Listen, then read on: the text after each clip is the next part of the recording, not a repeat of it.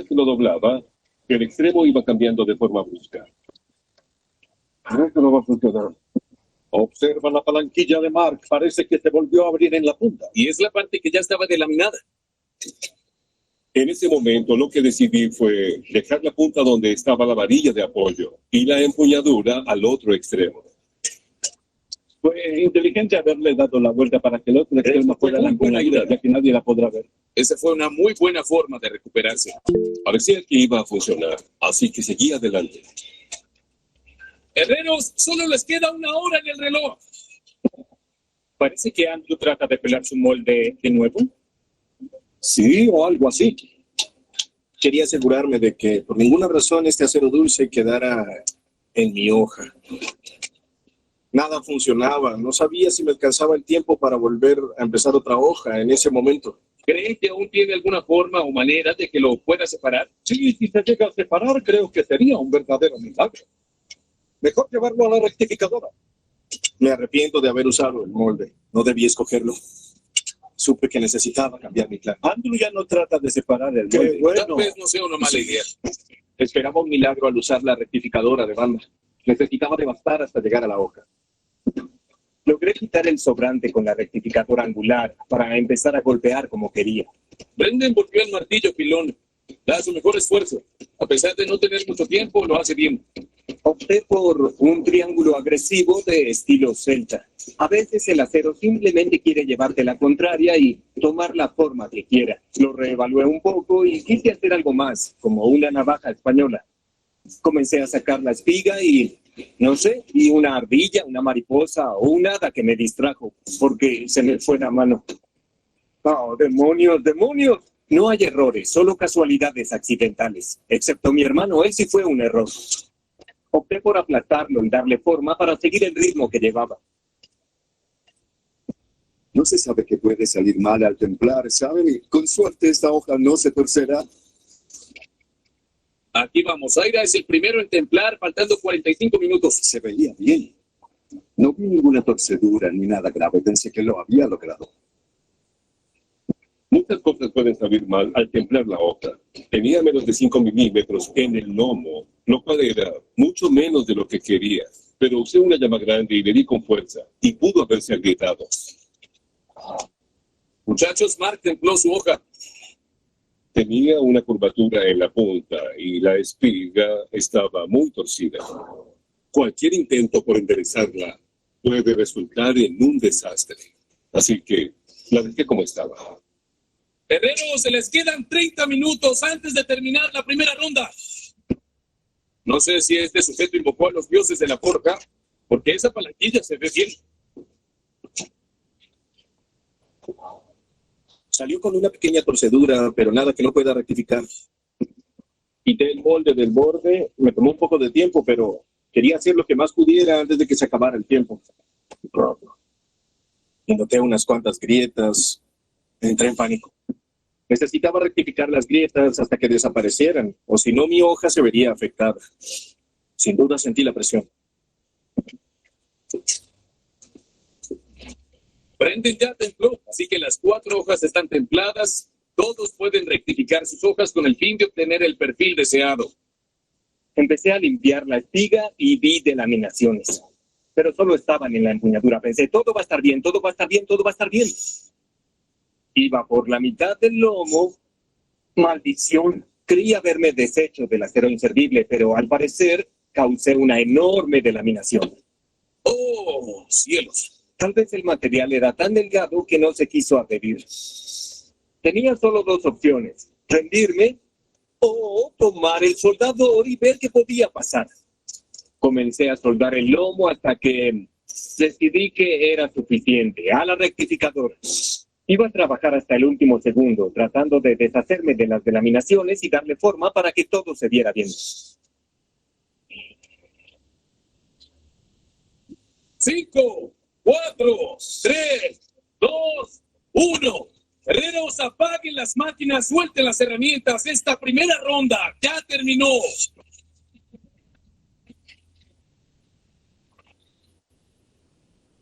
Con este preámbulo para dar chance de hacer algo entretenido en lo que los demás se incorporan.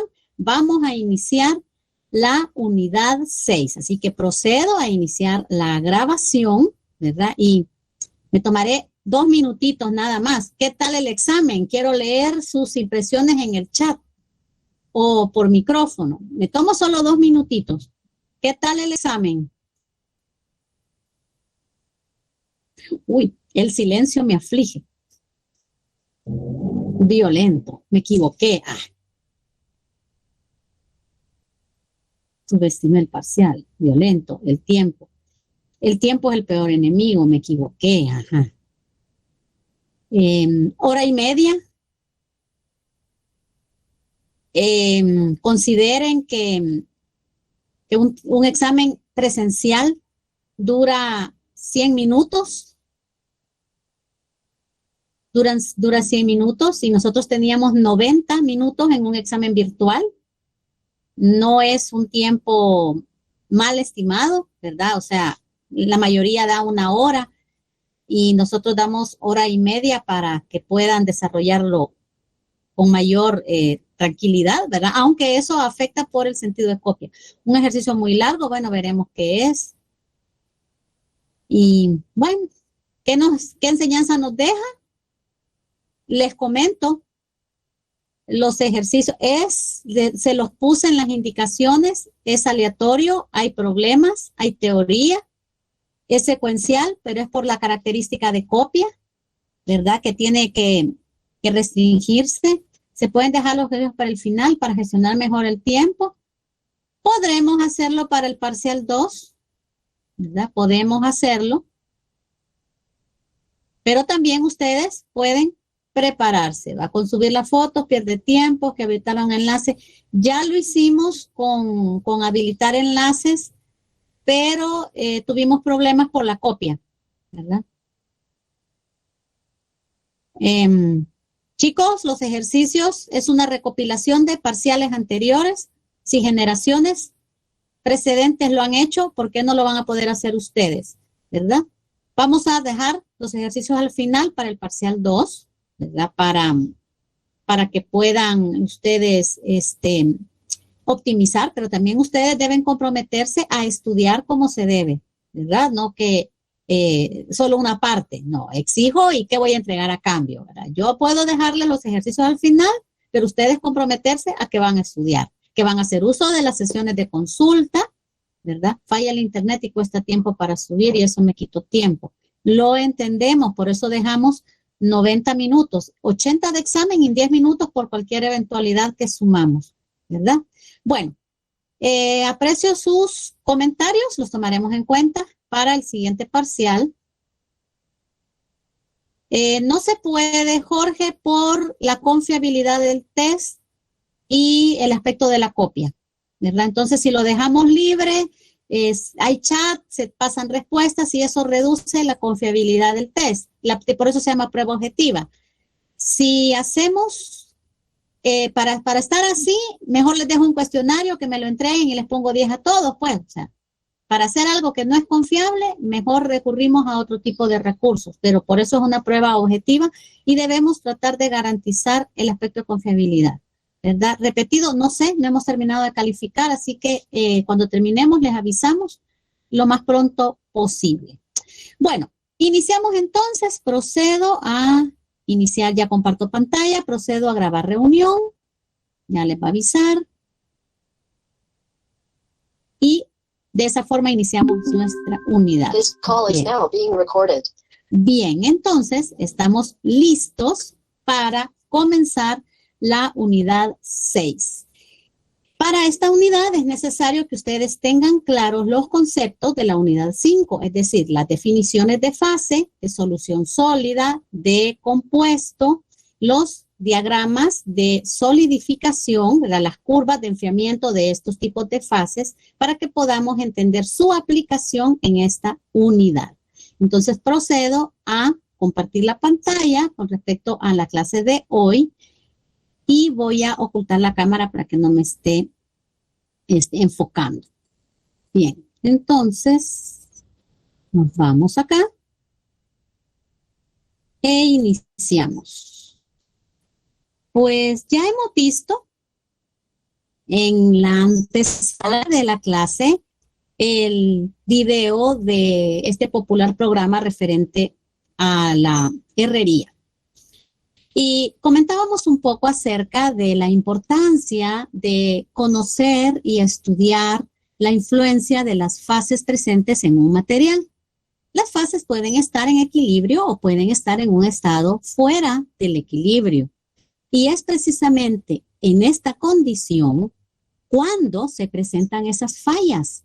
Por lo tanto, debemos conocer qué fases se presentan en equilibrio para detectar cualquier inconsistencia que explique el cambio que se había proyectado en las propiedades o desempeño del material. Tenemos acá imágenes. Yo creo que todos vieron esa película del Titanic, que es muy famosa, ganadora de muchos Oscars.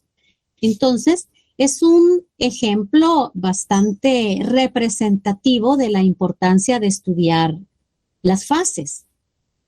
Hay muchas hipótesis respecto a lo que creó, lo que originó el hundimiento del Titanic. Entonces,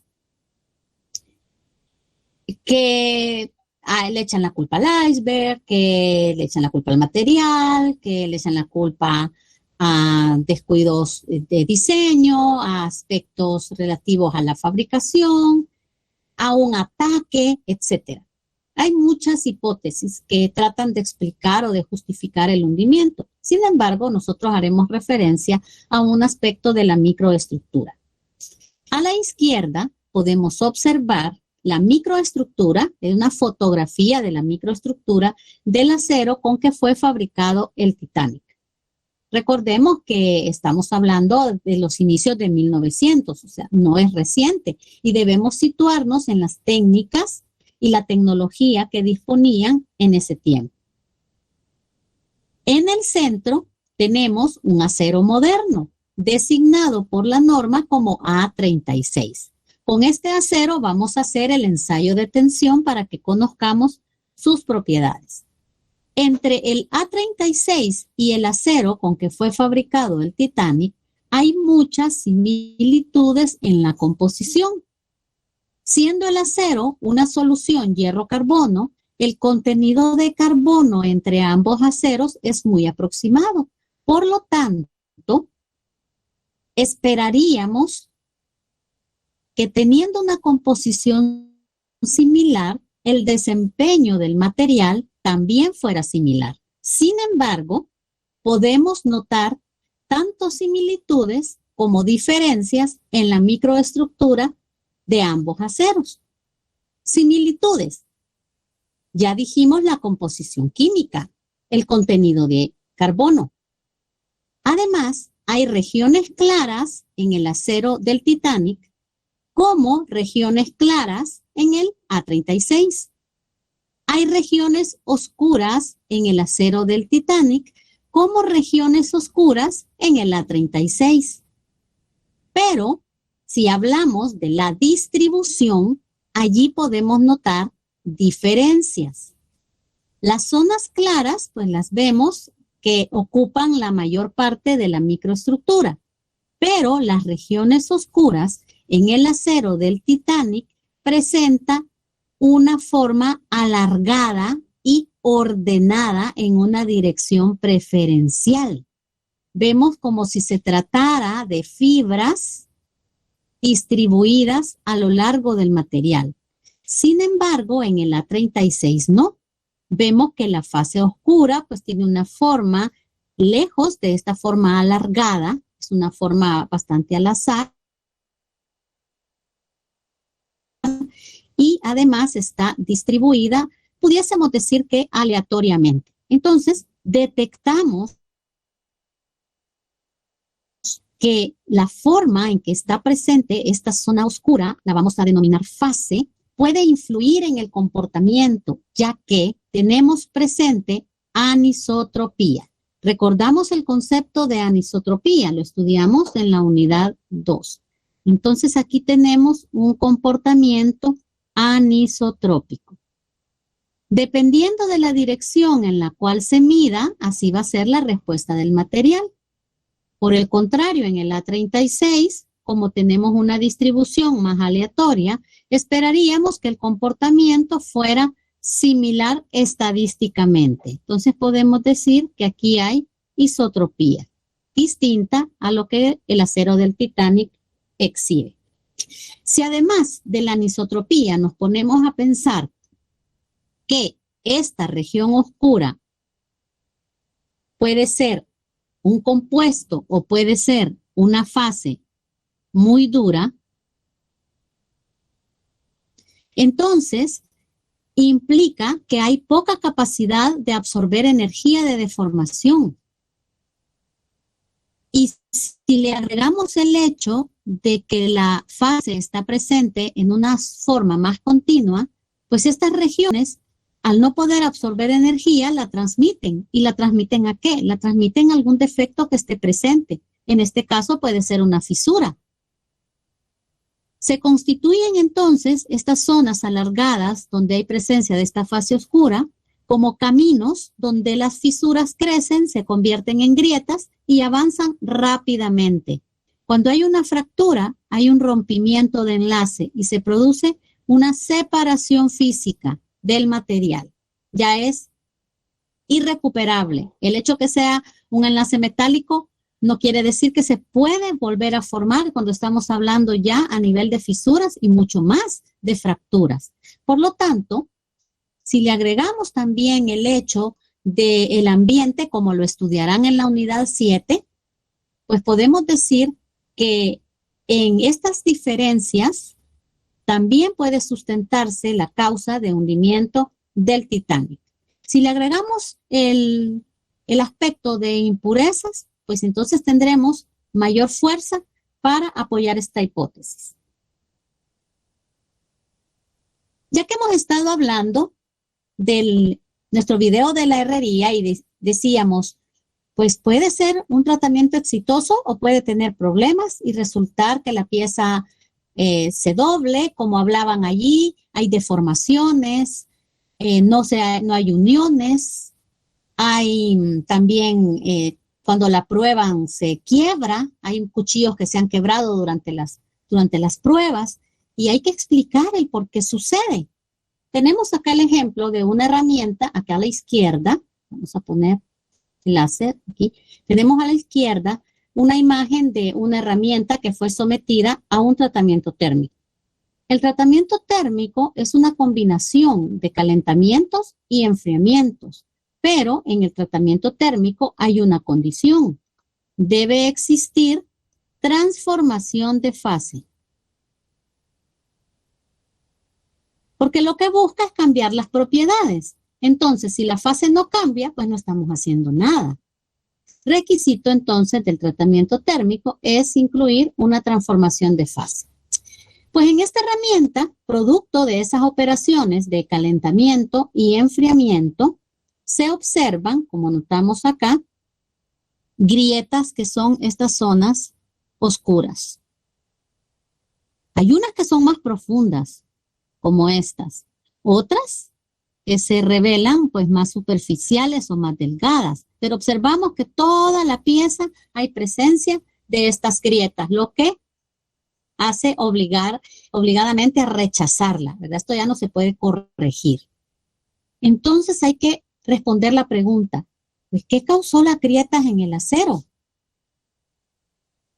Cuando nosotros analizamos la microestructura de una pieza para observar qué cambios hay y poder buscar una respuesta, pues vemos en la imagen al centro, en esta de acá, la microestructura de este componente, ¿verdad? De este material. Entonces notamos estas regiones oscuras en las que hay regiones claras, pero también hay regiones claras continuas que rodean las regiones oscuras. En este caso, por la composición, esta zona clara es una fase y de los tipos de fase es un compuesto. ¿Recuerdan las características del compuesto? Los compuestos tienen enlaces fuertes, enlaces químicos entre ellos, y además se caracterizan por ser muy duros. Se pueden expresar en una fórmula porque tienen una composición fija. Pero es esa característica de su alta dureza la que comentábamos antes, que podía constituirse en un camino para que las grietas o las fracturas pudieran avanzar. Mire, la grieta puede avanzar aquí, nada la interrumpe. Puede venir acá, nada la interrumpe, puede venir acá, nada la interrumpe. Y cuando la grieta llega acá, de hecho, hay algunas que pueden avanzar a velocidades bastante altas, ¿verdad? Muy rápido. Cuando ocupa todo el recorrido, pues prácticamente ha ocupado toda la sección transversal, ha provocado esa separación y ya la pieza pues ya es perceptible al ojo humano y la pieza ya se fragmenta en pedazos.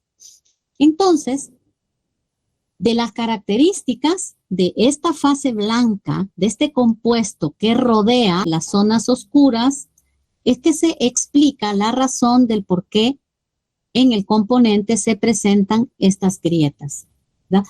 Es una fase que no puede almacenar energía, es una fase que transmite la energía y si además le asociamos este componente de transformación de fase, sabemos que hay volúmenes para cada fase, sabemos que hay contracción durante el enfriamiento, pero también hay cambios volumétricos durante las transformaciones de fase. Y eso, sumado, es lo que origina estas fracturas.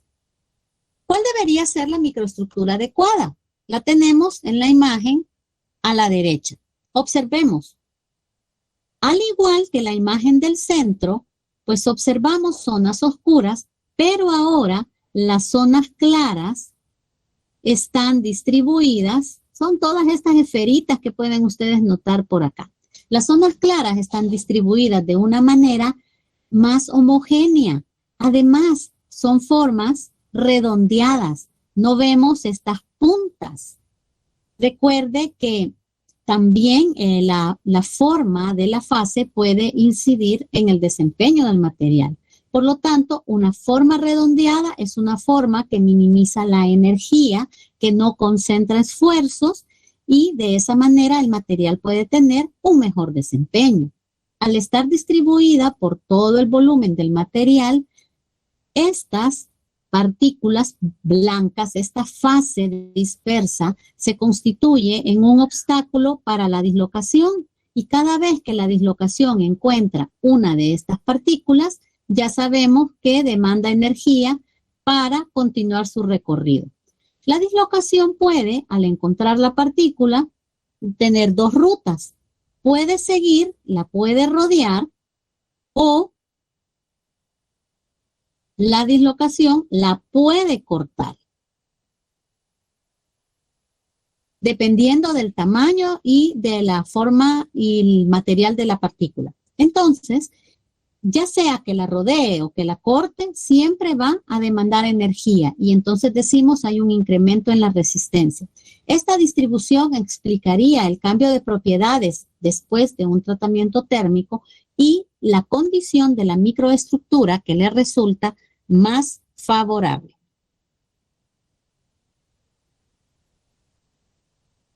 Relacionándolo con el tetraedro de la ciencia Ingeniería de Materiales, recuerde que es nuestro invitado especial a lo largo de la asignatura. En este tetraedro relacionamos la composición química, la estructura y las propiedades y nos ayudan a explicar cuál es el desempeño y el costo, ¿verdad?, asociado a cualquier tipo de material. Por ejemplo, tenemos acá una tabla que muestra valores de resistencia para tres materiales: un cobre puro, una aleación cobre-zinc y una aleación cobre-aluminio.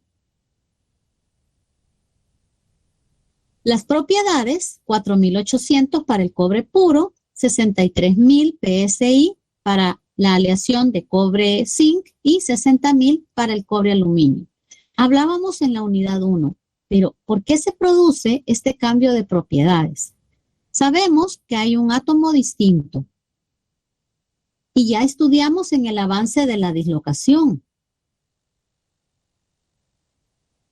Cuando la dislocación encuentra una partícula que tiene un diferente radioatómico, una diferente masa, una diferente energía de enlazamiento, pues eso obliga a la dislocación a una demanda energética.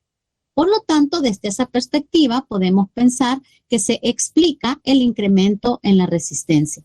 Pero además, esto lo estamos viendo a nivel localizado de un átomo, un plano. Pero ¿qué sucede cuando ya lo vemos en volumen? 35% en peso que se ha sustituido de cobre por zinc. Y ese aspecto es lo que permite incrementar la resistencia en esta aleación.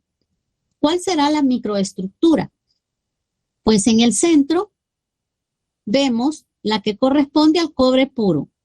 ¿Qué tenemos? Pues una sola mancha beige en la que podemos notar las líneas negras que representan los límites de grano.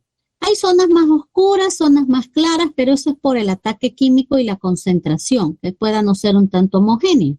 También vemos unas líneas oscuras allí paralelas, que si ustedes recuerdan, responden a las maclas que están presentes en los materiales, principalmente si cristalizan en una estructura FCC.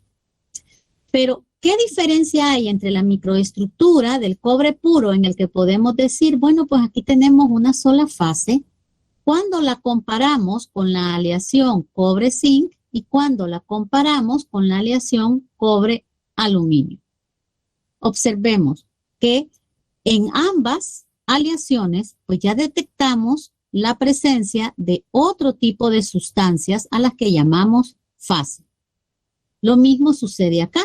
Vemos la misma porción beige que ya hemos identificado en el cobre puro, pero ahora tenemos estas otras zonas oscuras que representan porciones de material con otra composición química, con otra orientación y con otras propiedades. Y todo esto responde al concepto de fase.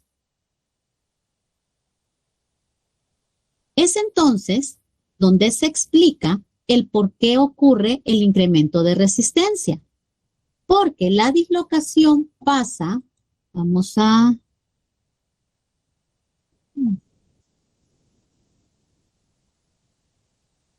borrar todo esto, la dislocación pasa de encontrar, fíjese, vamos a poner el mismo plano, lo vamos a poner acá, lo vamos a poner acá y lo vamos a poner acá.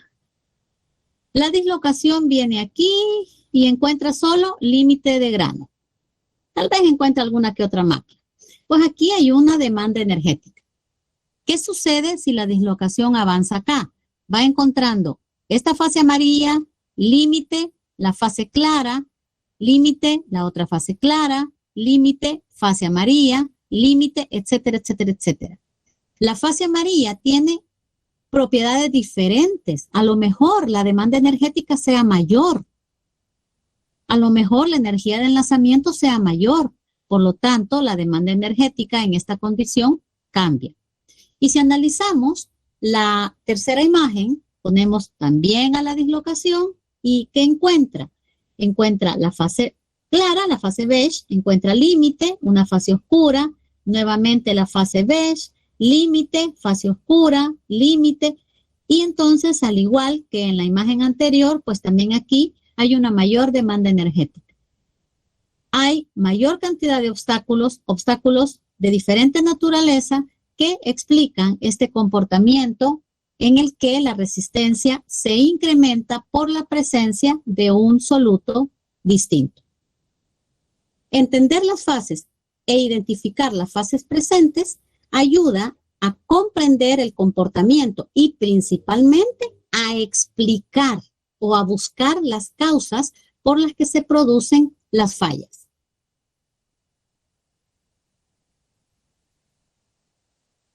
Después de este preámbulo, entremos en materia. En esta unidad vamos a estudiar transformaciones de fase en estado sólido y durante el enfriamiento, pero enfriamientos tan lentos que permiten el reordenamiento de los átomos. Entonces denominamos a esta condición equilibrio de fases, porque puede ocurrir un enfriamiento rápido y los átomos quedarán congelados en la posición que ocupen en ese momento.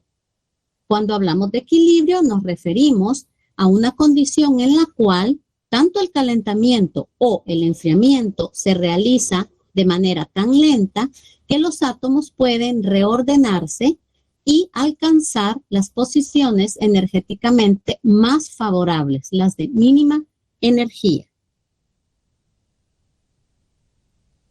Con el fin de representar, ya que hemos hablado de la importancia de identificar las fases, pues necesitamos la forma de entenderlas, de presentarlas y de que cualquiera pueda identificarlas fácilmente. A esas representaciones se le llaman diagrama de equilibrio de fases. Como ya expliqué lo que significa el término de equilibrio, y hablamos de fase porque son representaciones gráficas, son mapas que nos ayudan a identificar las fases presentes en un material bajo condiciones de temperatura, de presión y de concentración. Como pueden aplicarse a cualquier material, dependiendo del número de componentes puros que estén involucrados, podemos tener diagramas unitarios cuando existe un solo elemento o sustancia pura, binarios cuando existen dos componentes o dos sustancias puras, y de orden superior cuando hay más de 3 componentes. En esta situación tenemos los diagramas ternarios, los cuaternarios. Nos enfocaremos en este curso en diagramas binarios, pero hablaremos un poco de los diagramas unitarios para entrar en contexto. Les recuerdo que pueden escribir en el chat o pueden abrir micrófono para conocer sus dudas o sus preguntas desde en el momento en que vamos trabajando. Conozcamos ahora las características del diagrama del primer tipo, un diagrama de fases de sustancias puras. En él encontramos un solo componente. Tenemos una figura aquí abajo, vamos a poner el puntero. Tenemos una figura aquí que presenta pues las fases que están presentes en función de 2 variables, la presión y la temperatura. Identificamos 3 fases presentes. Hay 3 campos. Llamamos campos a las regiones en las que existe pues cada una de estas fases. Tenemos aquí a este lado la fase o campo de fase en estado sólido, ¿verdad? Esto corresponde al diagrama del agua. Lo tenemos en una forma sólida. Tenemos en esta zona de aquí el campo que corresponde al líquido y tenemos en toda esta zona de acá el campo que corresponde al vapor. Cuando hablamos de una sustancia pura, el término fase lo utilizamos como sinónimo de estado. Pero cuando tenemos una sustancia que no es pura, ya no podemos utilizarlo como sinónimo. Las sustancias puras identificamos pues esas 3 fases o estados, sólido, líquido y vapor. Además, hay líneas que separan los campos de fase. Esta línea de acá separa el campo de sólido del campo de líquido. Esta línea de aquí separa el campo de fase líquida de la fase vapor. Este segmento de línea separa el campo de fase sólida de la fase vapor. Y además hay un punto en el que estas líneas coinciden. A este punto se le llama punto triple. Podemos decir entonces que el diagrama de fase es simplemente un mapa donde podemos identificar la fase presente si conocemos la presión y la temperatura. Veamos un ejemplo.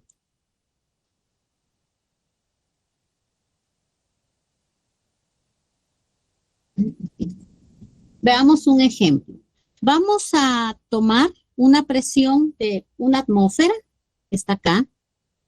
Identificamos aquí y vamos a trazar una línea a lo largo de todo el diagrama.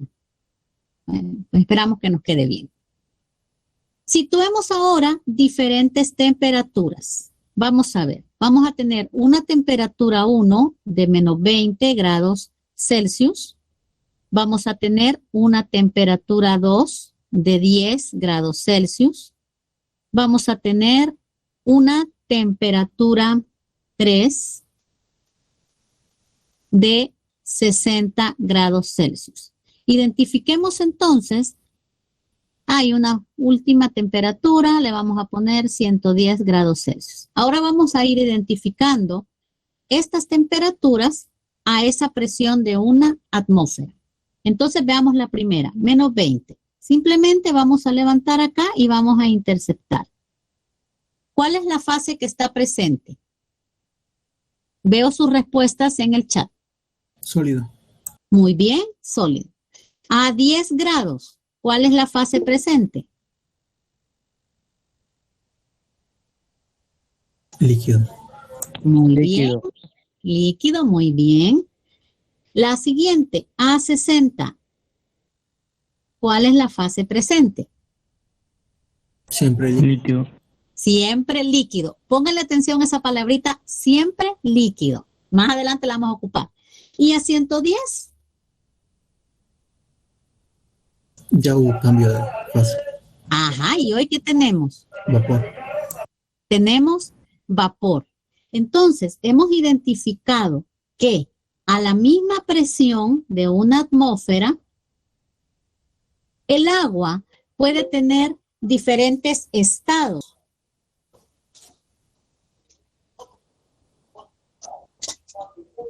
Conectados. El agua puede tener diferentes estados. Ay,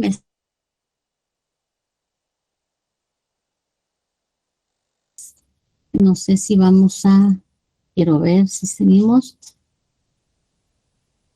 Voy a compartir. Ah, no, la grabación como que sigue. Ah, está grabando, sí. Seguimos grabando y vamos a compartir toda mi pantalla nuevamente para continuar. Bien. Vaya, hoy sí. Bueno, entonces, estábamos acá. Estábamos acá y estábamos bien emocionados viendo acá los cambios que experimentaba el agua a medida que la temperatura se elevaba a la presión de una atmósfera. Entonces, dijimos que a menos 20, pues teníamos sólido, a 10 está líquido, a 60 líquido y a 110 ya teníamos el agua en forma de vapor. De esta forma se utilizan los diagramas, ¿verdad? Podemos identificar las fases presentes si conocemos las condiciones de presión y temperatura. Y cuando hablamos de transformaciones en estado sólido, combinamos temperatura y composición.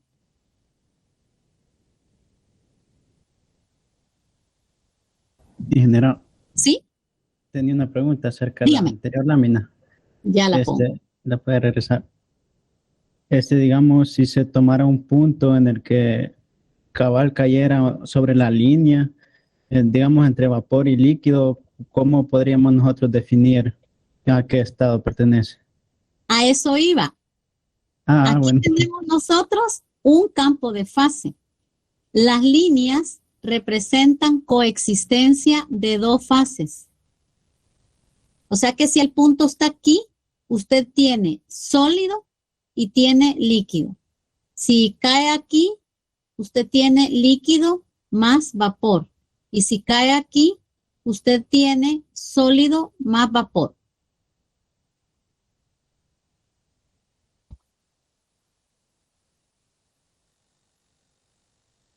En las líneas coexisten dos fases.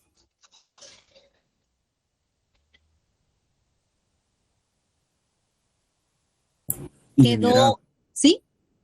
en esas líneas que menciona usted es, por ejemplo, cuando tenemos agua hirviendo y quitamos el agua de la estufa, ¿verdad? Quitamos la ollita cuando estamos calentando el agua y siempre sigue habiendo agua líquida, pero al mismo tiempo hay vapor. Y al Ajá, mismo tiempo cuando, digamos, tenemos el hielo seco.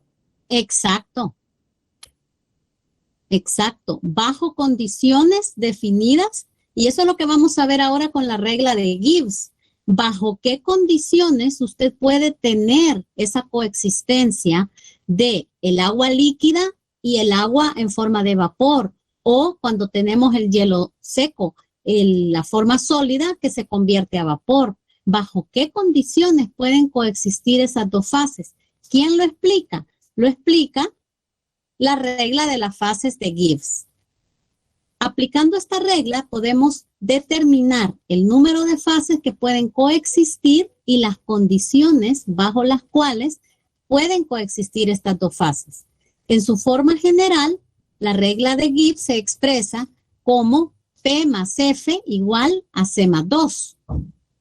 ¿Qué significa cada uno de estos términos?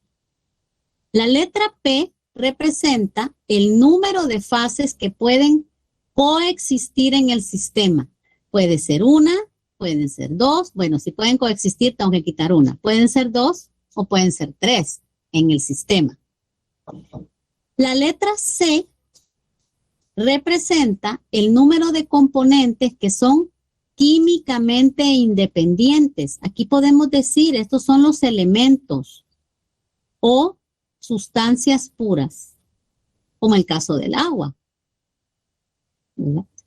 C representa el número de componentes o el número de elementos o sustancias puras que son independientes y que forman parte de ese sistema.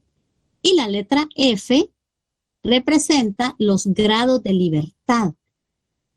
La definición está aquí abajo, pero en términos simples, los grados de libertad vienen representando los cambios que se le pueden aplicar a esta sustancia en equilibrio.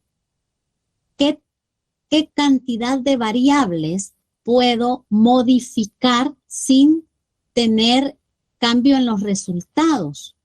O si existe algún grado de dependencia entre estas variables. Por eso la definición lo expresa: número de cambio de variable realizado independientemente sin que haya cambios en el número de fases en equilibrio. Los resultados no cambian, pero antes de, ¿qué es lo que puedo cambiar? Hagamos un ejemplo para entender la aplicación de la regla de las fases de Gibbs. Y volvemos a nuestra gráfica de la sustancia pura. La regla de las fases la vamos a aplicar también en los otros diagramas, pero la vamos a entender acá. Bueno, por ejemplo, aquí tengo el campo de fase líquido. Entonces voy a decidir aplicar pues una presión de 100 atmósferas.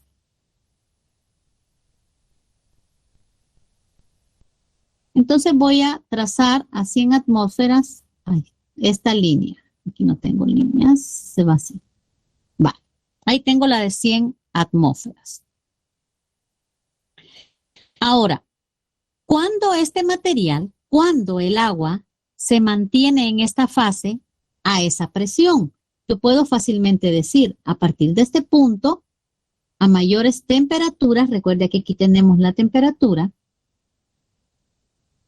independientemente de la temperatura, pues voy a tener siempre el agua en este estado, en esta fase líquida, siempre y cuando supere este límite que me muestra el diagrama.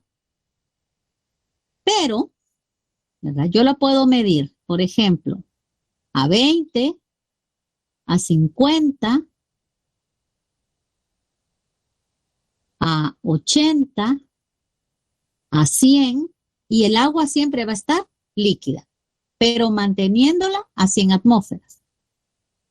Pero, por ejemplo, digo, no, yo no quiero 100 atmósferas, yo quiero evaluar ahora 10 atmósferas. Y vuelvo a hacer esto. Entonces observe que el agua, si vuelvo a tomar las mismas temperaturas que antes, el agua sigue en la misma condición, líquida. Si ahora la mido a 1 atmósfera y tomo los mismos puntos, el agua mantiene su forma líquida. Entonces, puedo cambiar presión o temperatura, o puedo cambiarlas ambas, presión y temperatura, y el agua sigue estando en estado líquido. Eso es lo que representa la regla de las fases de Gibbs. Planteémosla. Dijimos, ¿cuál es la ecuación de la regla?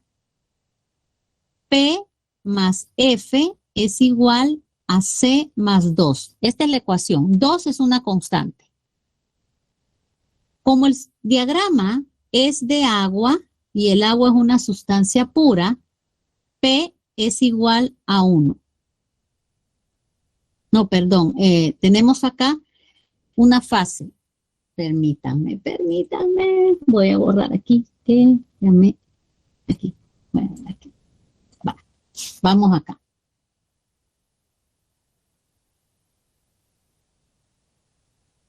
Voy a comenzar en orden porque si no nos cambiamos. C es el número de componentes y como es agua es 1. Es una sustancia pura.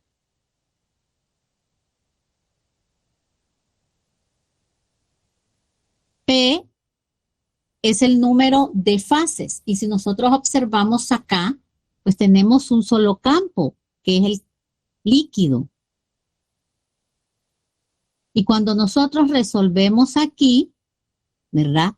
Vamos a llegar a la conclusión de que F es igual a 2. ¿Por qué F es igual a 2? Porque hemos dicho, podemos cambiar presión y podemos cambiar temperatura y el agua siempre se va a mantener en estado líquido.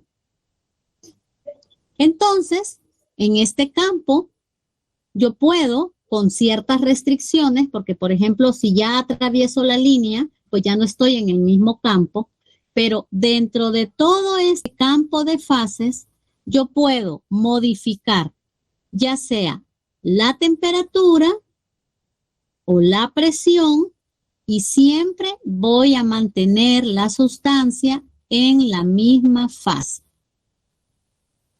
Voy a limpiar esto.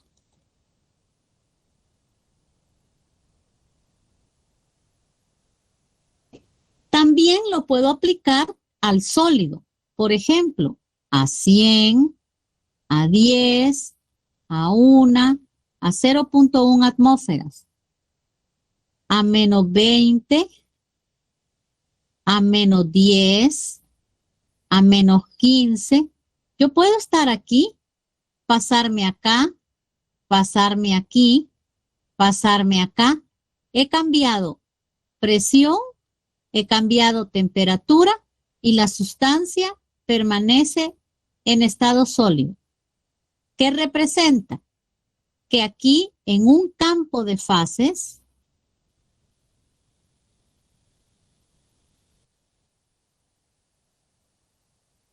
hay 2 grados de libertad. Puedo cambiar presión o puedo cambiar temperatura. Hagan ustedes el ejercicio para el campo de vapor.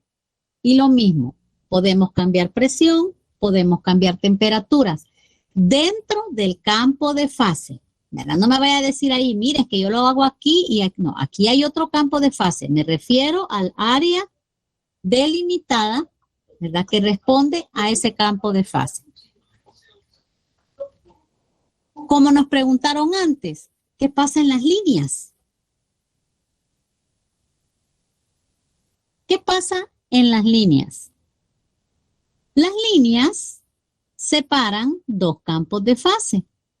Entonces quiere decir que en las líneas van a coexistir las fases que pertenecen a estos campos, el sólido y el líquido, el sólido y el vapor, el líquido y el vapor. Ahí coexisten esas dos fases. Apliquemos entonces la regla de las fases de Gibbs. P más F igual a C más 2.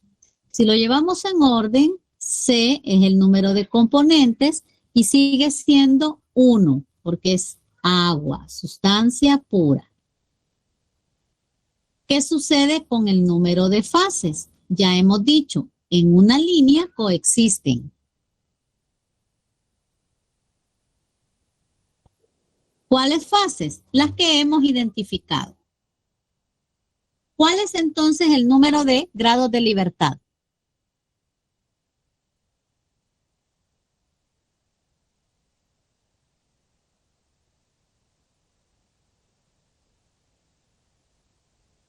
Uno.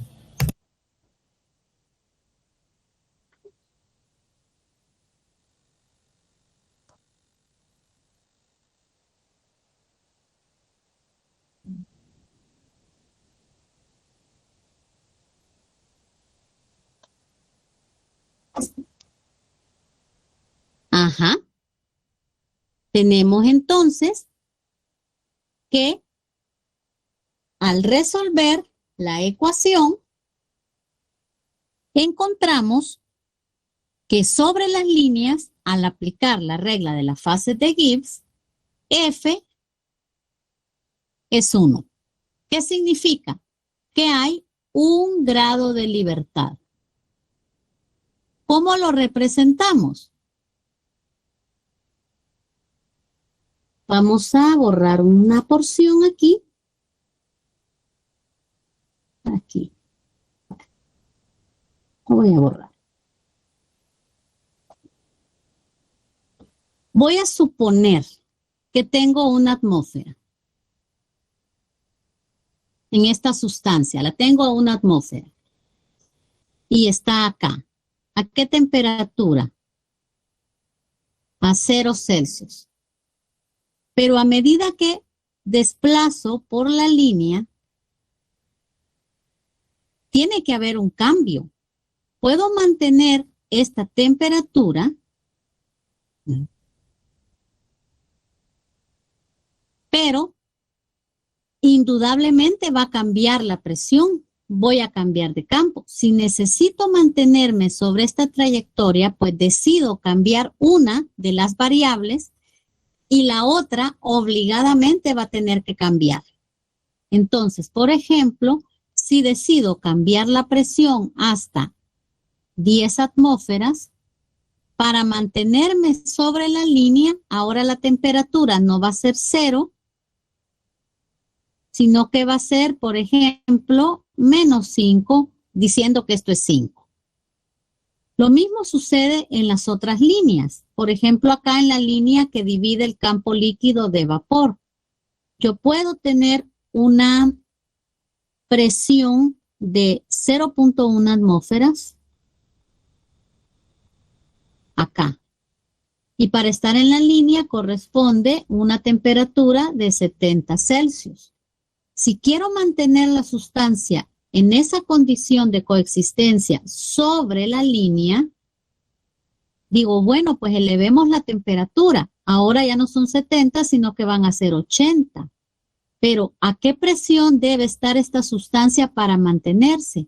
La presión ahora deberá de ser, pues, 0.3, por ejemplo.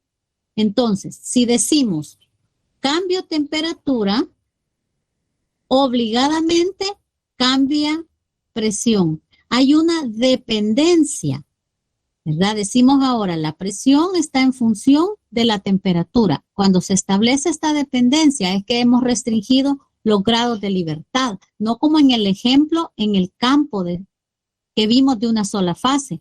que lo puedo mover en diferentes direcciones y siempre me mantiene la misma fase.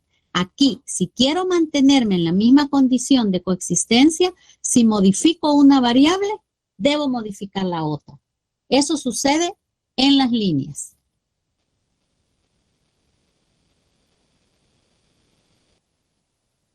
Pero también hemos identificado puntos. ¿Y qué sucede en el punto? Dijimos que este se llama punto triple. ¿Por qué se llama punto triple? Porque coexisten 3 fases. Entonces, quiere decir que al aplicar la ecuación de Gibbs, vamos a tener P más F igual a C más 2. C sigue siendo 1, es la misma sustancia pura, el agua. P ahora corresponde a 3 fases porque estamos en este punto. ¿Cuál es entonces el valor de F? Cuando analizamos el punto triple, F, y resolvemos la ecuación, F es igual a 0. ¿Qué significa? Que no hay grado de libertad, hay 0 grados de libertad, porque para mantenerme en este punto responde a condiciones fijas. Esto solo ocurre a un valor fijo de presión, a un valor fijo de temperatura. Si varío una o la otra o ambas, cambio la condición de esta sustancia. Ya no se mantiene la coexistencia. Entonces, en los puntos tenemos 0 grados de libertad, en las líneas 1 grado de libertad y en los campos de fase 2 grados de libertad.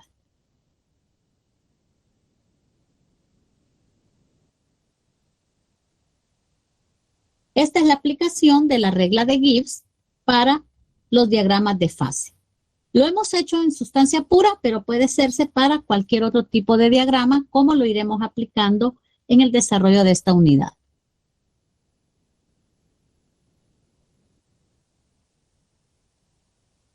Como ya les he mencionado, un diagrama de fase muestra qué tipo de fases están presentes bajo condiciones de presión, de temperatura, y ahora le vamos a agregar de composición de la aleación, porque por lo general trabajamos los diagramas para materiales en estado sólido a una presión de 1 atmósfera. Entonces reducimos las variables a temperatura en función de la composición y de esa forma identificamos las fases presentes. Conociendo estas 2 variables, composición y temperatura, podemos para cualquier diagrama identificar fases presentes, cuál es la composición química que tienen estas fases y además calcular la cantidad de fase, y esta se expresa como fracción o porcentaje.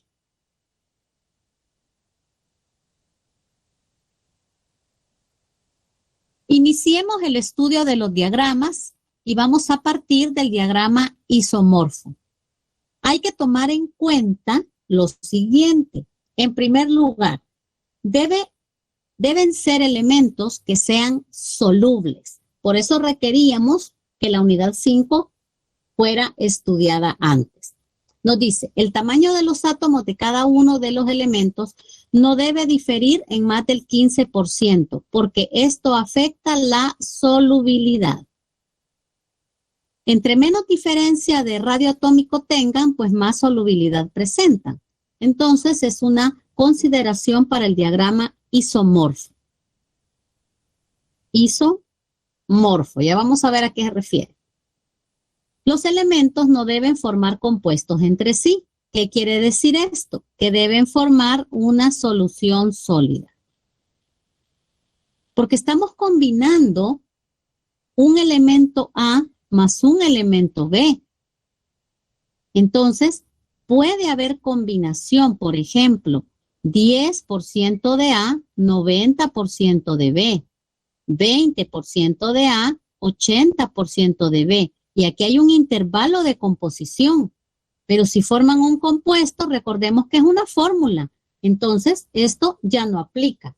Por esa razón, los elementos deben garantizar la solubilidad y además no formar compuestos entre sí. Para ello, no deben tener pues tanta diferencia en electronegatividad como lo han estudiado en la unidad 5. Para minimizar la distorsión en el látice, de preferencia, la estructura cristalina debe ser la misma. Si el soluto es FCC, pues el solvente debe ser FCC, para que las posiciones que adoptan los átomos energéticamente pues sean más favorables. Pero tener una red FCC y un soluto HCP pues representa interferencias. De preferencia, la estructura debe ser la misma y eso también influye en la solubilidad. Si la estructura es distinta, la solubilidad será restringida. No quiere decir que no pueda existir algún grado, claro, pero estará restringida. Y de preferencia deben tener la misma valencia, ¿verdad? El grado en que uno disuelva al otro y viceversa, pero se dan restricciones, influye en la solubilidad, como veremos en los diagramas. ¿Cómo se construye un diagrama de fases? Pues vamos a recordar dos cosas. ¿Cómo es la curva de enfriamiento en las sustancias puras y en las soluciones sólidas? Sustancia pura. Vamos a hacer acá el dibujito. Temperatura versus tiempo. Entonces, comienza desde el punto de fusión, comienza a perder calor y después alcanza un valor acá. Esto es un sobrecalentamiento, alcanza un valor y a temperatura constante solidifica. Y después, al estar completamente sólido, pues simplemente experimenta enfriamiento en estado sólido. Entonces, el intervalo de solidificación ocurre a temperatura constante. Por el contrario, cuando tenemos una solución sólida, voy a hacer acá la grafiquita, esto lo vieron en la unidad 5, tenemos el sobrecalentamiento por encima de la temperatura de fusión y después comienza a perder calor. Y llega un momento en que inicia la solidificación. Aquí hay un cambio de pendiente. Después termina la solidificación. Esta será la temperatura de inicio, esta la temperatura de final. Y aquí se encuentra completamente en estado sólido y después simplemente contracción en estado sólido por enfriamiento. Entonces el intervalo de solidificación es este. Se identifican una temperatura para el inicio y una temperatura para el final, diferente a la sustancia pura en la cual la solidificación ocurre a temperatura constante. Entonces, como tenemos acá un diagrama que constituye por dos elementos A y B, pues habrán diferentes mezclas entre ellos. Y por lo tanto vamos a tener esa condición, tanto de elemento puro, A y B, como de mezclas o soluciones sólidas entre ellos. Las curvas de enfriamiento se representan en este diagrama a la izquierda que estoy aquí marcando. Tenemos en primer lugar el elemento A y vemos la temperatura de solidificación constante. Y si nos vamos al otro extremo, pues vemos el elemento B y aquí notamos también el enfriamiento y la solidificación que ocurre a temperatura constante. Son estos los límites, pero entre estos límites hay diversas mezclas de A y B. Por ejemplo, por facilidad para que se note, ¿verdad? Aquí tenemos nosotros el puntito, ¿verdad? Que está representando la temperatura a la cual solidifica A. Pero entre A y B podemos notar que tenemos, pues, una aleación que contiene 10% B y el resto, para totalizar 100, 90, será de A. Tenemos acá otra que tiene 30% de B, 70% A, 50% B, 50% A, ¿verdad? Esta es la de 10, esta es la de 30, esta es la de 50. Esta curva de aquí corresponde a la de 70% B, 30% de A, y esta última curvita que vemos acá corresponde a la de 90% B y el 10% A, antes de la que corresponde al elemento B o sustancia pura. Entonces, vemos las diferencias. Unas son la de A y B, corresponden a estas, y las mezclas corresponden a esta imagen, que es lo que podemos detectar allí. Marquemos entonces ese intervalo de solidificación para todas estas aleaciones. Pasamos de un diagrama de curvas de enfriamiento, T, temperatura versus tiempo, a un diagrama que represente todas estas aleaciones en función de la temperatura.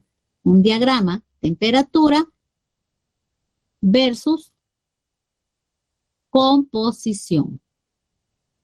Entonces tenemos acá, vemos la escala en la que hay marcados 10, 20, 30, 40, etcétera. Llegamos a 100 y aquí corresponde el elemento B y en el eje de la izquierda el elemento A.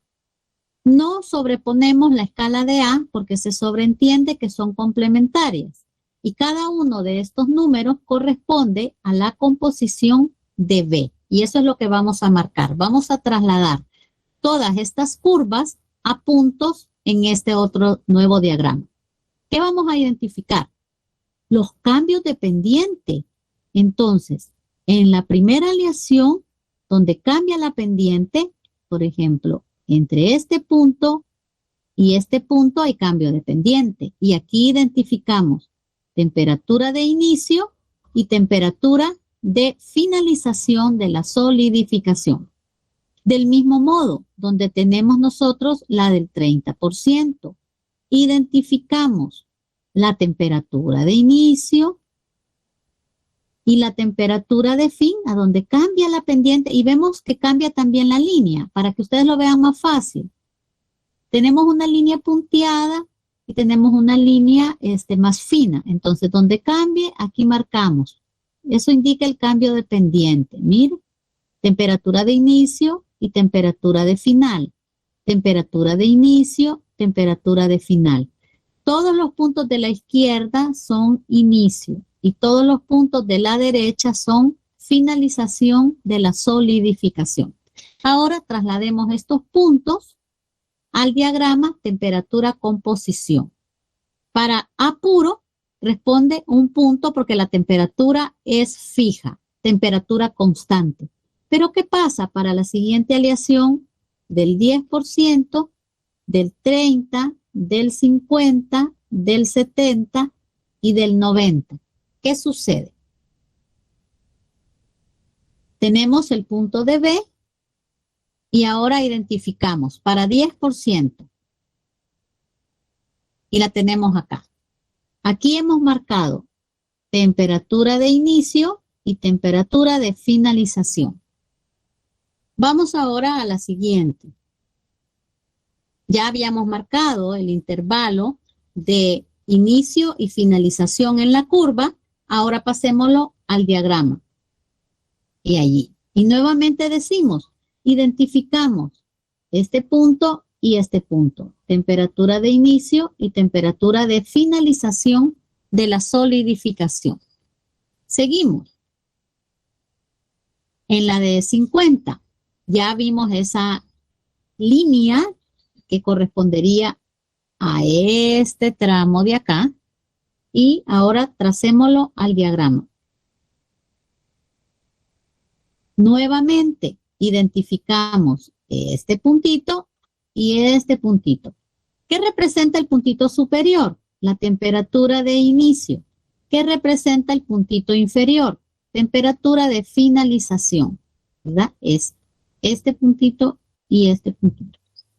Vamos a la siguiente que corresponde al 70%. Vamos a ver, 70. Vamos a levantar aquí para que lo visualicen. Ya hemos identificado en esta gráfica la temperatura de inicio y la temperatura de fin. Ahora tracémosla en nuestro nuevo diagrama. Una línea recta sobre esa composición. Temperatura de inicio, temperatura de fin. Y el último, que es 90, hacemos lo mismo. 90, este tramo de acá.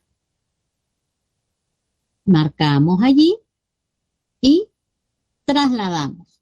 Y volvemos a identificar temperatura de inicio y temperatura de finalización. A continuación, lo que hay que hacer es unir todos los puntos de inicio, pero yo voy a cambiar color. Voy a poner un azul. Voy a unir todos los puntos de inicio. Aquí, aquí, aquí, aquí y acá. Hasta el punto que representa la solidificación de B. Este es T sub B, temperatura constante. Y ahora voy a unir todos los puntos de finalización. Entonces, esto es el inicio de la solidificación. Ahora voy a poner otro color. Vamos a ver qué color nos aparece aquí que se pueda ver. Vamos a poner este celeste. Y lo vamos a poner acá. Celeste, aquí. Estoy uniendo todos los puntos de finalización. Y aquí, toda esta línea que he generado me está indicando la finalización de la solidificación. Estas líneas reciben nombre.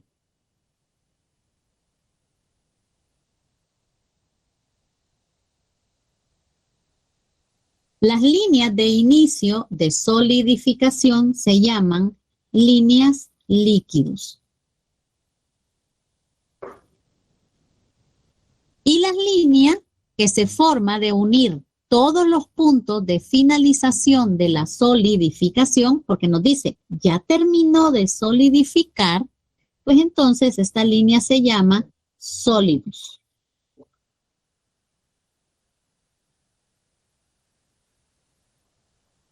Las líneas me separan el diagrama en campos y ahora yo voy a limpiar.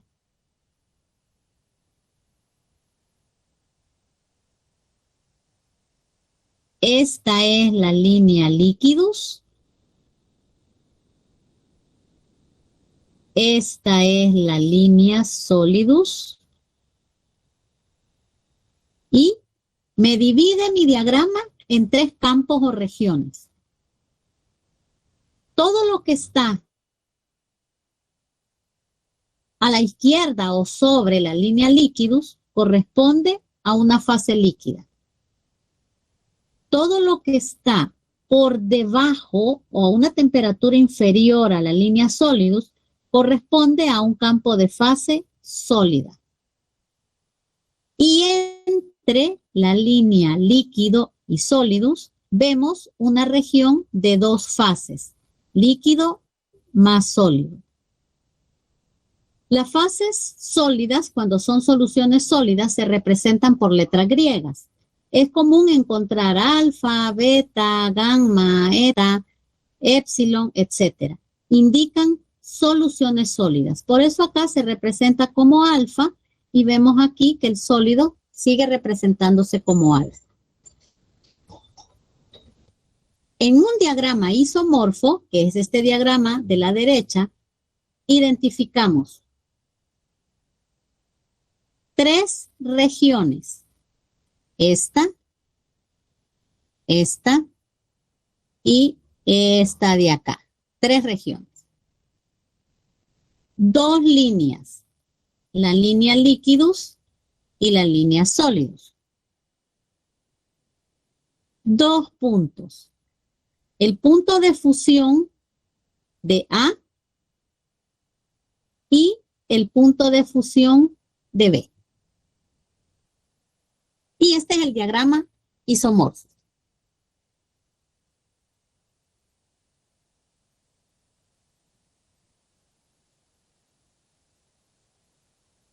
¿Qué cambios experimenta la microestructura durante el enfriamiento? Analizando el diagrama isomorfo. Para ello, vamos a considerar condición de equilibrio. Esto es básico. Hemos dicho, equilibrio. Son enfriamientos sumamente lentos que permiten un reordenamiento y una redistribución del átomo soluto hasta alcanzar las posiciones de equilibrio, las posiciones energéticamente más favorables, las de mínima energía. Entonces vamos a analizar acá los cambios que sufre la microestructura cuando se somete a un enfriamiento bajo condición de equilibrio. Para ello es necesario calentar las microestructuras del estado líquido. Entonces vamos a someter este material que tiene una composición, aquí le vamos a poner un C0, y lo vamos a someter a calentamiento incrementando la temperatura hasta que lo obtenemos totalmente en estado líquido. A partir de allí comienza el enfriamiento muy lento. Entonces veamos, en el punto de inicio o partida del enfriamiento, esta aleación está formada totalmente por líquido. Los 2 componentes están presentes en el líquido, son completamente solubles.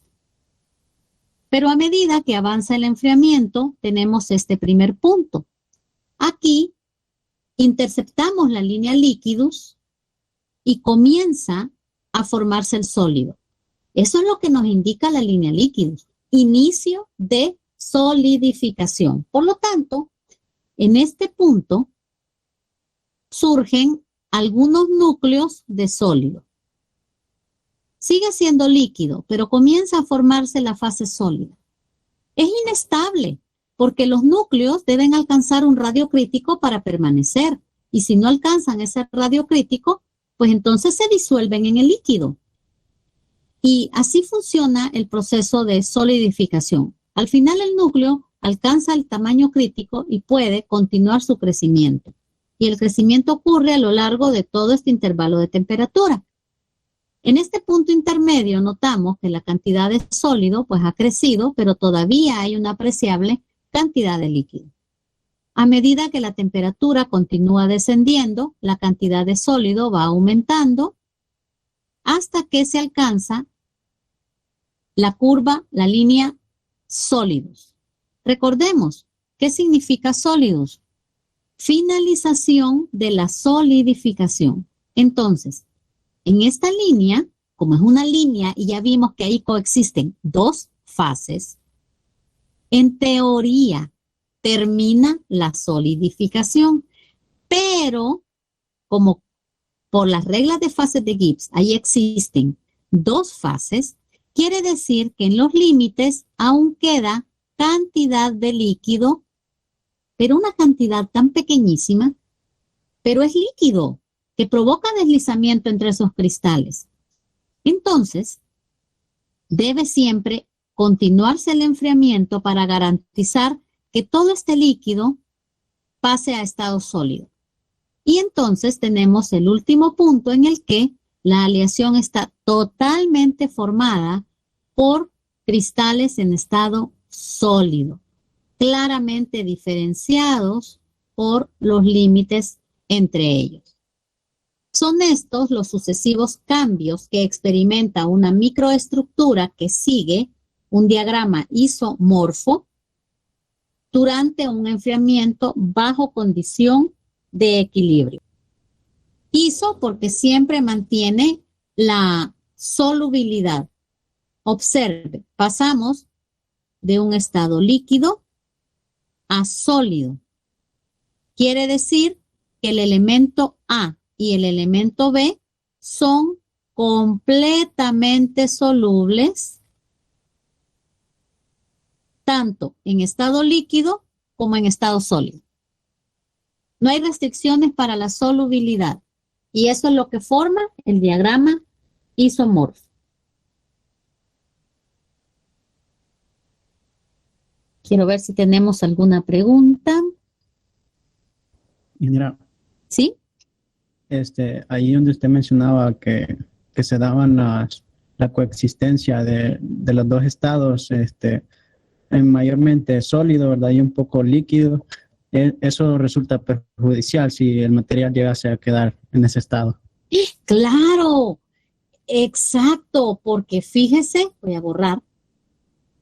Imagínese, esto sucede, que a veces los materiales se calientan y entonces le damos calentamiento al material y si no tomamos en cuenta el diagrama, alcanzamos este valor. ¿Y qué pasa? En apariencia, el material está sólido, pero hay pequeñas cantidades, porque esto es una cantidad bien pequeñísima, pero existe. Entonces, la cohesión no es igual en el sólido que en el líquido. Esto es distinto. Por lo tanto, donde hay líquido, fácilmente los granos deslizan, afectando la resistencia del material y fácilmente esto puede ser una causa de falla. Calentamientos que llevaron al material a presentar líquido.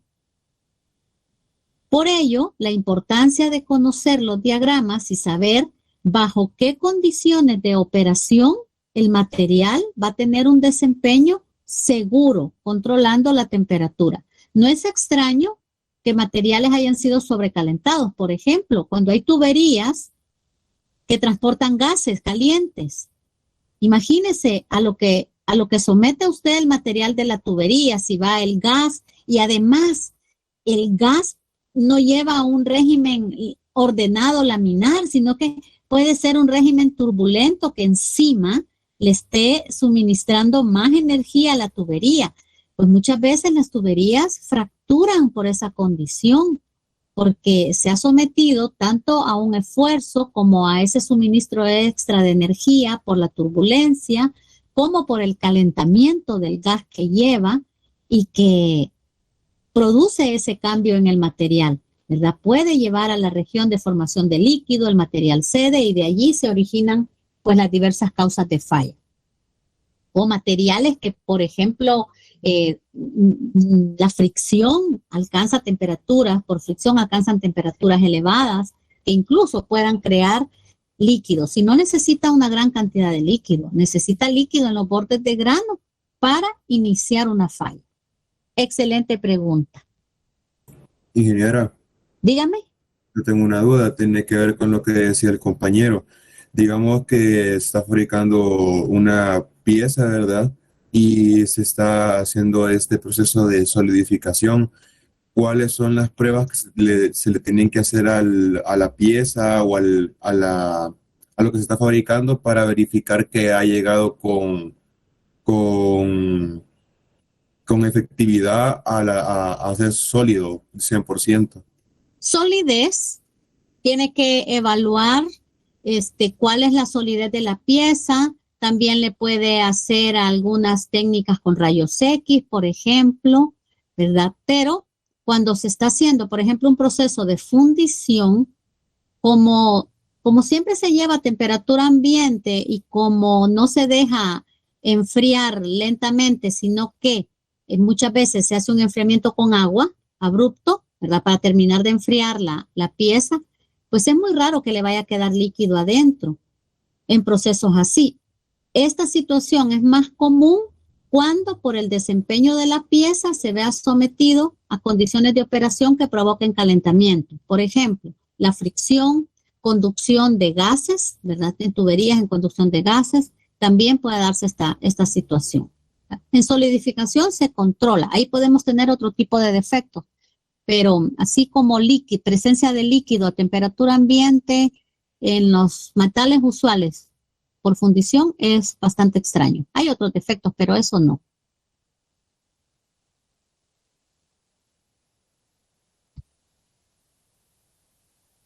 Así que ojo, hoy que a la geotermia se le dan mucho realce, pues ahí tenemos conducción de gases, ¿verdad? Y puede estar sujeto a esta situación de originar líquido y propiciar la falla.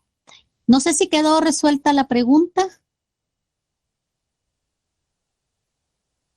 Por mi parte, sí. Bueno, gracias.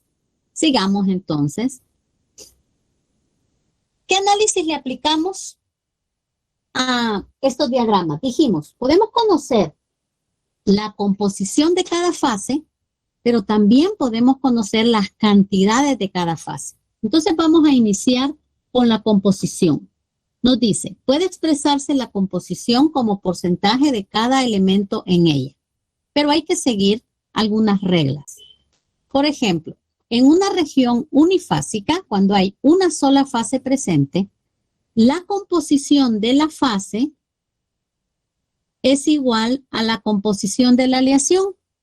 Por ejemplo, yo tengo este diagrama a la izquierda y quiero ver 20, 40, 60, 80.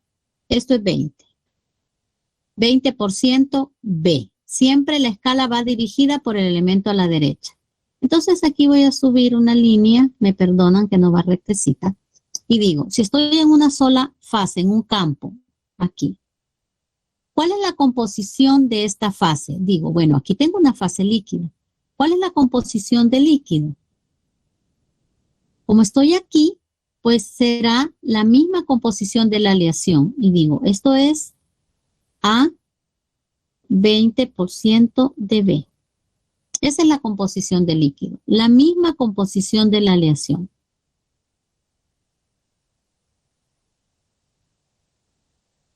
De igual modo, puede suceder, por ejemplo, a esta temperatura. Veo que ahora mi aleación se encuentra en estado sólido y digo, ¿cuál es la composición del sólido? Estoy en un campo de una sola fase, por lo tanto la composición será la misma de la aleación. 20% B y el resto A. Estoy ocupando diferentes formas de expresar para que no se vayan a asustar si ven una cosa distinta. Yo lo puedo poner 20% B, 80% A. Puedo ponerlo A, 20% B, entendiendo que el complemento es A, ¿verdad? O puedo ponerle 80% A, el resto B. Pues hay diferentes maneras de expresar. Lo importante es que se entienda. Entonces, cuando tenemos un campo de una sola fase, la composición de la fase es la misma composición de la aleación, ¿verdad? Suponiendo que tenemos esta aleación 80% B, la composición del sólido aquí, ¿cuál será? Vamos a ver, ¿quién entendió que me lo diga? A 20% B. Por ejemplo. No, estoy aquí. ¿Cuánto de B hay? Ah, sí. 80% de B. Ajá, exacto. Gracias, Luis. Ah, 80% de B. Muy bien. Vamos a ver. Vamos a borrar. 40. Voy a tener aquí esta aleación. ¿Cuál es la composición de esta fase? Estoy marcando aquí. A 60% B. ¿Cuánto? Recordemos que esta es la escala de B. Sería 40% B. Muy bien. 60% A. Ajá. ¿Cuál es la composición del líquido? Será 60% A, 40% B. Esta es la escala. Es esta de aquí, ¿verdad? La escala. Muy bien. Pues eso sucede cuando tenemos un campo de una sola fase. Pero, por ejemplo, aquí, recuerde que aquí hay dos fases. Hay líquido y hay sólido. ¿Cuál es la composición? Allí hay que aplicar otro criterio.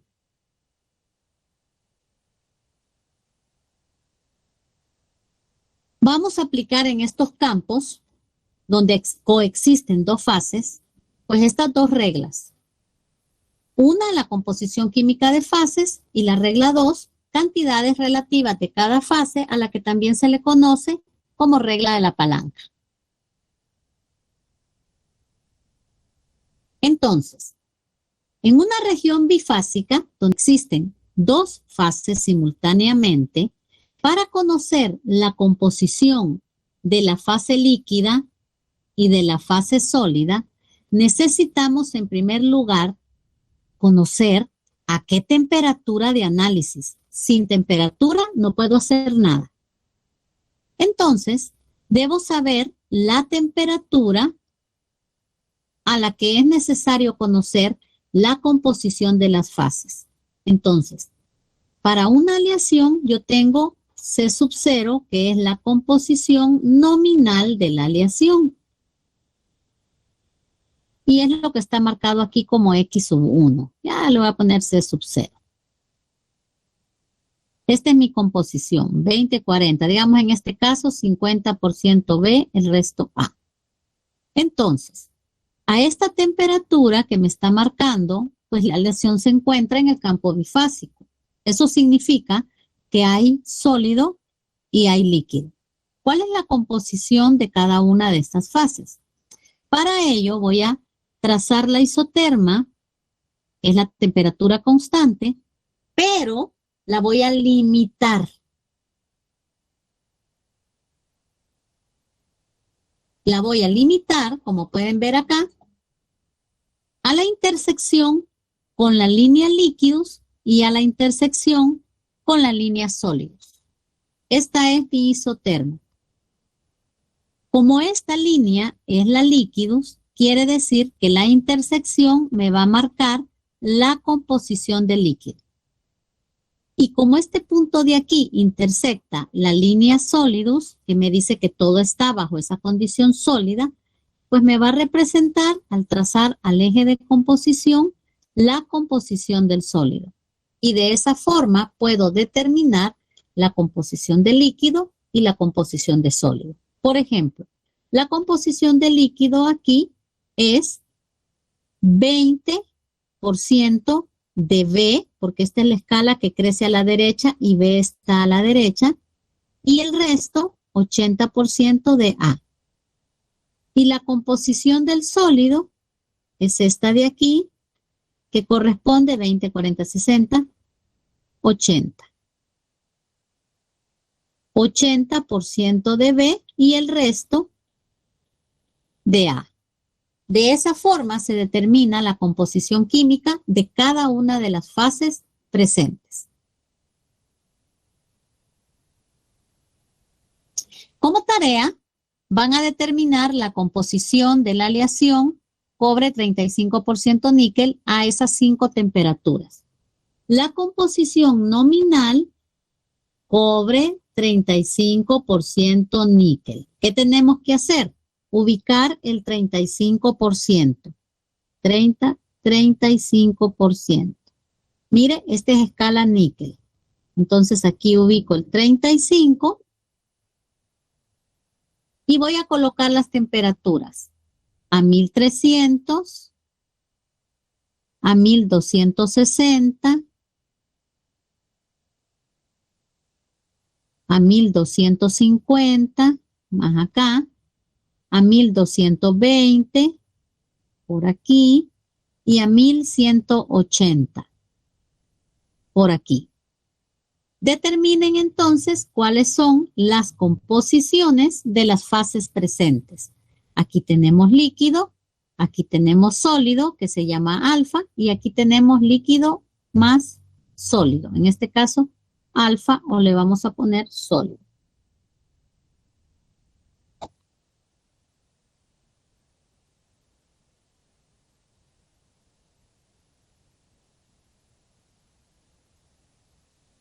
Bueno, ahí tenemos la composición. Bueno,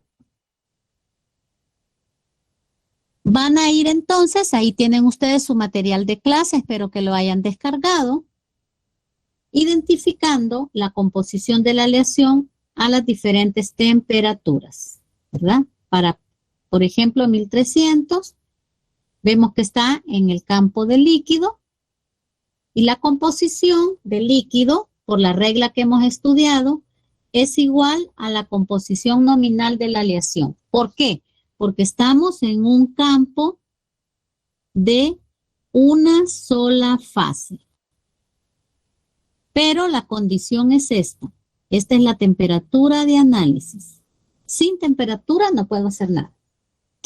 Tienen ustedes el espacio para realizarlo a 1260, a 1250, a 1220. Vamos a verificar esto en la próxima clase.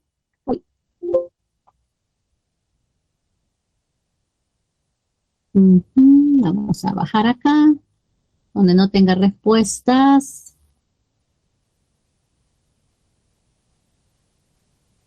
Acá. Va. Entonces, esto es lo que van a hacer ustedes de acuerdo a lo que hemos aprendido, ¿verdad? Para la próxima clase. Completar las composiciones y las vamos a revisar para verificar que hayan entendido la aplicación de la regla de composición química en campos de una sola fase y en campos de dos fases.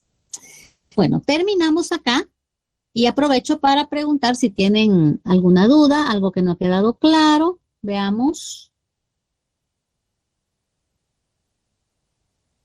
Y vuelvo al aula para despedir esta sesión.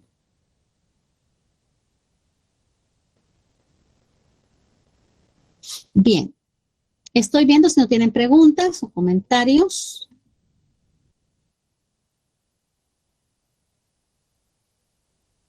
Bueno, entonces iniciamos diagrama de fase. Desde la perspectiva energética es un tema bastante complejo, pero en ciencias materiales le damos la aplicación a las dos reglas, determinar composición química y cantidades de fase, que lo vamos a ver el viernes, y es una sencilla regla que no hay que tenerle miedo, porque hay muchas barreras con respecto a diagramas de fase, pero van a ver que son reglas muy intuitivas, muy sencillas, que no representan mayor complejidad. Así que derrumbamos miedo y nos enfocamos en aprender diagramas de fase.